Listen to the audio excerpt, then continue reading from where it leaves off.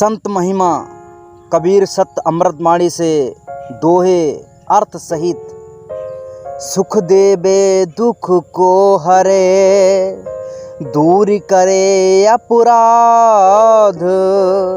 कहे कबीर वह कब मिले, परम स्नेही साध कबीरा, परम स्नेही साध।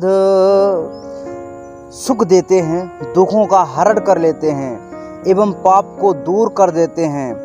ऐसे परम स्नेही साधु संत जब मिल जाते हैं तो आपके जीवन में एक नया सवेरा उत्पन्न होने लगता है और आपका जीवन धीरे धीरे प्रकाशमय हो जाता है।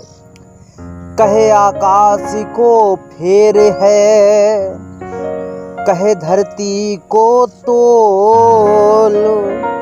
कहा साधु की जात है, कहे पारस को मोल कबीरा, कहे पारस को मोल।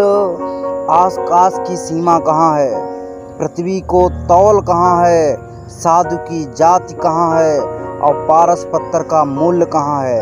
इन सभी का कभी मूल्य नहीं हो सकता, इसलिए साधु सबसे ऊपर है, चाहे वो भगवान हो और चाहे वो परमात्मा हो। साधुनी की झुपड़ी भरी, ना साकट को गाँव।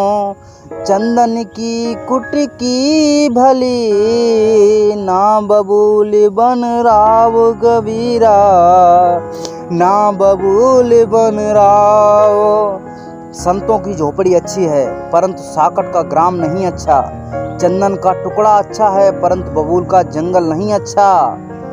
क्यों न पनारी नंदनीय, पनहारी को मान। वह मांग सवेरे पीवती, नित वह सुमिरे राम कबीरा, नित वह सुमिरे राम। राज रानी की निंदा एवं संतों की पनिहारिन की प्रशंसा क्यों की गई? इसीलिए कि रानी तो नृत्य श्रृंगार करती है राजा को प्रसन्न करने के लिए, और संत सेविका अविनाशी राम का स्मरण करती है।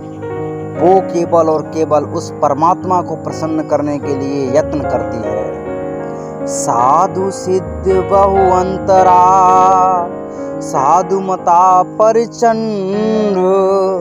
सिद्ध जुतारे आपको, साधु तारे नौ खंड कबीरा, साधु तारे नौ खंड। संत और सिद्ध में बड़ा अंतर है, जिसमें संत का मत ही अत्यंत श्रेष्ठ है। सिद्ध तो केवल अपना ही कल्याण करता है परंतु संत जन पूरे विश्व का उद्धार करते हैं। कबीर शीतल जल नहीं, हिमना शीतल होए। कबीर शीतल संत जन, राम स्नेही सोए कबीरा, राम स्नेही सोए। कबीर गुरु कहते हैं कि वैसा शीतल जल नहीं होता और ना बर्फ ही शीतल होती है। वास्तव में स्वरूप बाम के प्रेमी संत जन ही शीतल होते हैं। कोटि कोटि तीर्थ करे, कोटि कोटि करु धाम।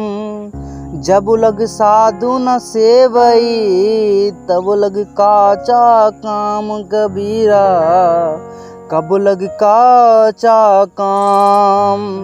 करोड़ों करोड़ तीर्थ करो और करोड़ों करोड़ों धाम करो, परंतु जब तक विवेकी संत की सेवा ना करोगे तब तक मुक्ति का सब काम कच्चा है।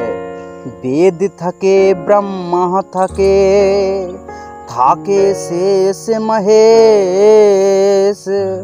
गीता हूँ गति नहीं, संत किया परिवेश कबीरा, संत किया परिवेश।